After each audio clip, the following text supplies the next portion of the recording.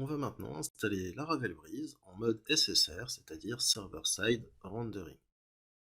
Donc je vous rappelle bien évidemment à la première vidéo de la partie 2 de cette formation pour avoir plus d'informations donc sur le mode SSR qu'on avait abordé donc 2 vidéos précédemment.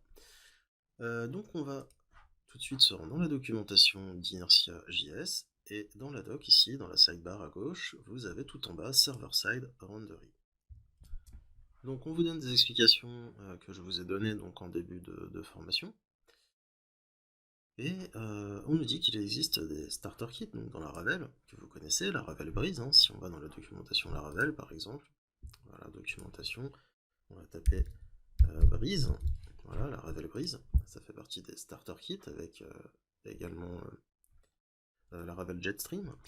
Et donc Laravel Breeze, on peut l'installer aussi également donc avec un mode dark, hein, en mode sombre, et on peut l'installer avec Vue, etc. et également donc en mode SSR, avec Vue en mode SSR. Donc ici c'est la même commande qu'on retrouve ici et qu'on retrouve dans la doc d'Inertia. Laravel Breeze installe Vue avec le flag SSR. Donc ensuite là dans la documentation on nous dit comment installer les dépendances, on dit d'installer donc un package pour Vue.js qui va permettre de faire du server rendering, d'installer Inertia avec Laravel, de créer un fichier SSR, etc. Et vous inquiétez pas, en réalité, quand on va taper juste cette commande-là dans le terminal, ça va tout nous configurer automatiquement, c'est-à-dire qu'on n'aura rien à faire. Donc ensuite, on va revenir bien évidemment sur ces parties, l'installation des dépendances côté client, côté serveur, etc. Mais tout ça, ça va être fait grâce à la commande. Par contre, si vous n'avez pas installé Breeze, vous êtes sur une application Laravel déjà existante, vous devrez suivre bien évidemment tout ce protocole à partir d'ici, install dependencies, et suivre tout ce qu'on vous dit. Il n'y a pas long, il n'y a pas vraiment beaucoup de choses à faire. Encore une fois, je vais installer, je vais lancer la commande et on va revenir là-dessus. Donc je vais lancer mon PHP artisan Breeze install Vue avec le flag SSR. Alors, il me dit tout simplement que Breeze, le namespace n'est pas trouvé, c'est normal, c'est parce qu'on n'a pas installé Laravel Breeze. Donc pour l'installer, bien évidemment, il va falloir faire un composer require, voilà, il est là dans la doc, on va l'installer, on va d'abord requérir ce package PHP, bien évidemment, ça paraît plus logique, et ensuite on relancera la commande. Donc voilà, ça a été rapide à installer, on va relancer cette commande. Et là, il la reconnaît, et il va nous installer pas mal de choses et on va venir bien évidemment sur les explications des choses qu'il aura installées par la suite. Donc là il installe les dépendances aussi JavaScript, pas besoin de lancer un npm install dans votre application, tout ça ça va être fait automatiquement. Et je vais mettre pause et puis je vous reprends une fois que c'est installé. Donc Laravel Breeze en mode SSR a été installé et maintenant on va aller voir un petit peu les fichiers qui ont été créés. Donc déjà, qu'est-ce qu'on a eu d'installé? On voit que la commande nous a installé alors un package côté PHP hein, qui s'appelle Ziggy. On reviendra sur ce package, mais c'est un package qui va nous permettre dans notre application Inertia, du côté JavaScript, en Vue, d'avoir le helper root disponible. Donc on va se servir du helper root de la même façon qu'on utilise avec Laravel, mais côté JavaScript, à côté client. Donc. On voit qu'on a Inertia JS côté serveur qui a été installé également. Ensuite, au niveau du package.json, ici on voit qu'on a Inertia Vue 3 qui a été installé.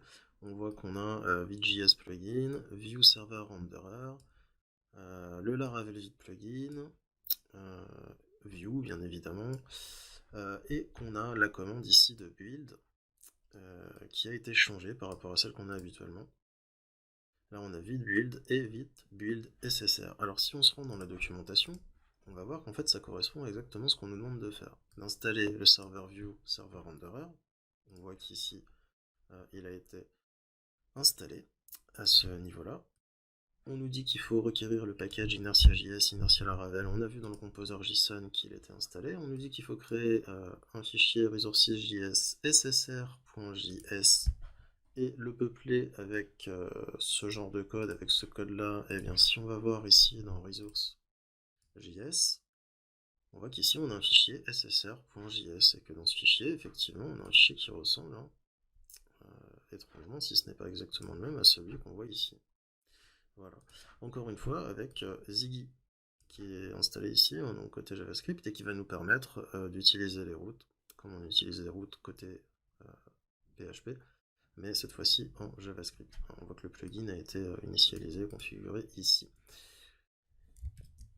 Ensuite, on nous demande de modifier, d'ajouter une ligne en fait dans le fichier vite.config.js. Alors allons voir, si on va ici, effectivement, on voit que cette ligne a été ajoutée automatiquement. Encore une fois, on n'a pas besoin de le faire. On a importé aussi également donc, le Laravel Vite plugin, le define config de Vite et view tout simplement de Vite.js view plugin, enfin plugin view. Donc ça a été fait et on nous dit de mettre à jour le script dans le package.json, de supprimer cette ligne vite build et de la remplacer par celle-ci. Et effectivement, c'est ce qu'on avait vu, ça a été fait. Si on retourne ici dans package.json, on voit qu'ici, on a bien cette commande de build qui a été donc ajoutée, modifiée, donc, comme on nous demande de le faire. Ensuite, de lancer un npm run build. Ok, bah c'est exactement ce qui a été lancé. Si on va voir dans le terminal, on voit qu'ici, on a un vite build et vite build SSR qui a été donc lancé. Et alors ensuite, on nous dit que maintenant qu'on a installé nos packages côté client et côté serveur, eh bien, on peut lancer la commande php inertia start SSR pour démarrer donc le serveur SSR. C'est exactement ce qu'on va faire. On va se placer dans le terminal et on va lancer cette commande.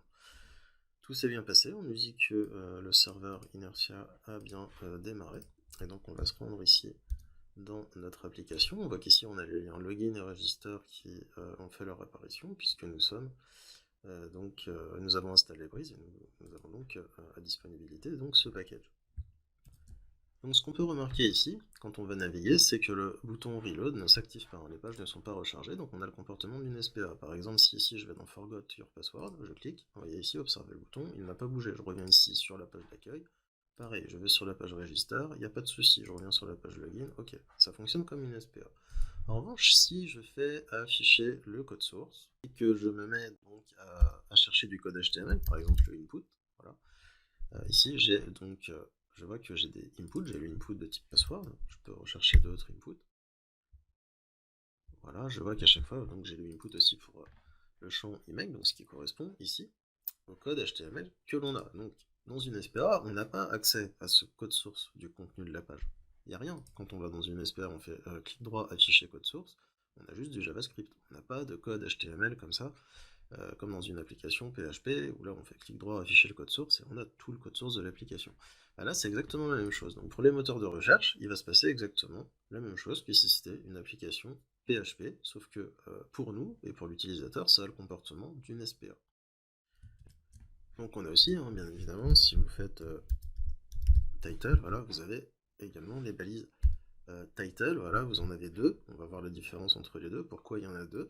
Donc là vous en avez une, title login-laravel, qui correspond à ce que vous avez ici dans l'onglet title login-inertia guide 2. Pardon. Et ensuite on va désactiver JavaScript. Donc là je suis dans un onglet de navigation privée, comme vous pouvez le voir, donc je vais aller dans un onglet de navigation public que j'avais préparé.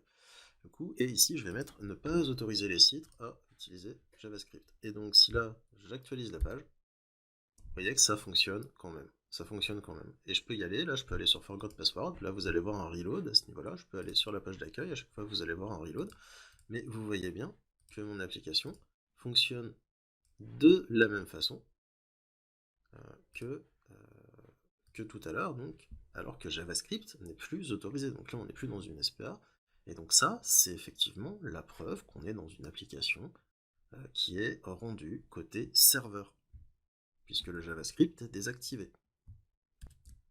Et donc, il y a aussi une différence que vous pouvez voir, c'est le title, le contenu de la base title, que vous pouvez voir ici dans l'onglet, qui n'est pas le même. Donc si je réactive JavaScript, vous allez voir, il va changer. Voilà, je vais actualiser ma page, hop, et là j'ai register-inertia guide 2. Pourquoi? Alors si je fais un code source, on voit qu'on a les deux. Ici j'ai inertia guide 2, donc c'est ce qui est rendu si JavaScript, dans le cas où JavaScript est désactivé. Et puis je dois en avoir donc un deuxième qui est ici register-laravel, et donc ce qui correspond à ce que vous voyez ici quand JavaScript est activé.